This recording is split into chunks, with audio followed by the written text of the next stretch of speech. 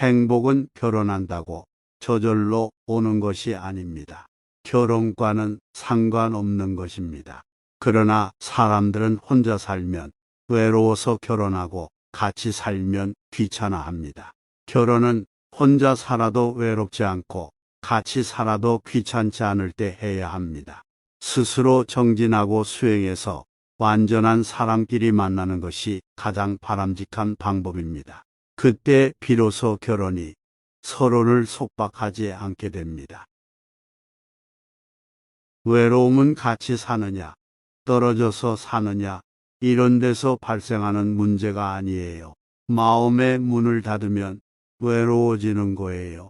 그러면 수많은 사람들과 어울려 사는 환경에서도 어쩔 수 없이 외롭습니다. 반면 마음의 문을 활짝 열면 깊은 산속에 혼자 살아도 외롭지가 않습니다. 풀벌레도 친구가 되고, 새도 친구가 되고, 다람쥐도 친구가 되고, 밤하늘의 별도 친구가 됩니다. 무엇을 진정한 사랑이라고 할 수 있을까요? 그것은 바로 상대에 대한 이해와 존중입니다. 상대방을 있는 그대로 인정하고 그 사람 편에서 이해하고 마음 써줄 때 감히 사랑이라고 말할 수 있습니다. 이런 사랑이라야 비로소 주위에서 아무리 의심하는 말을 해도 배우자의 말을 그대로 믿어줄 수 있는 것입니다. 결혼할 때는 두 가지를 기억해야 해요. 첫 번째는 내가 사랑하고 내가 좋아할 뿐이지 상대에게 대가를 요구하면 안 된다는 겁니다. 두 번째로 안 맞는다는 것을 전제로 출발해야 합니다. 그러니까 출발할 때는 양쪽이 맞는 건 10%고 안 맞는 게 90%에서 출발해서 결과는 공통점 90%, 차이점 10%를 목표로 만들어가면 됩니다. 서로 이해관계가 있다는 것을 인정하고 서로의 처지를 조금만 이해하면 모두에게 이익이 됩니다. 인간이란 속성 자체가 자기 이익을 추구한다는 사실을 인정하면 각자 이익을 추구하며 살아도 아무런 문제가 없어요.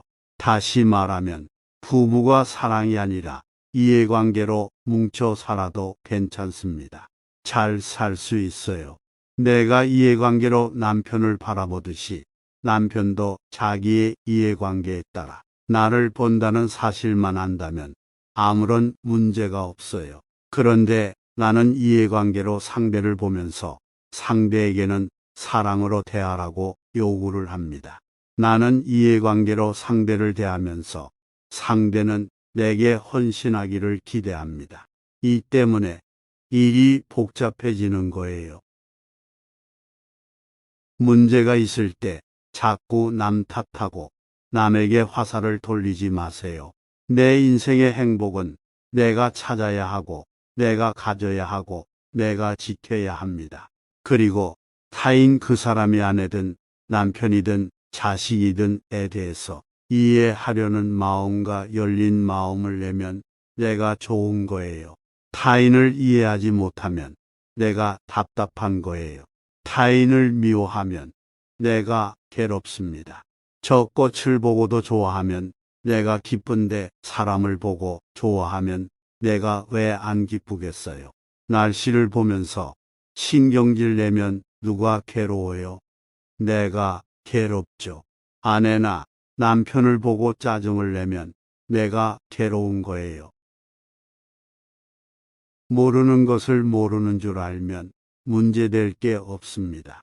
모르면 어떻게 하면 돼요? 물어서 알면 돼요. 길도 모르는 건 문제가 안 됩니다.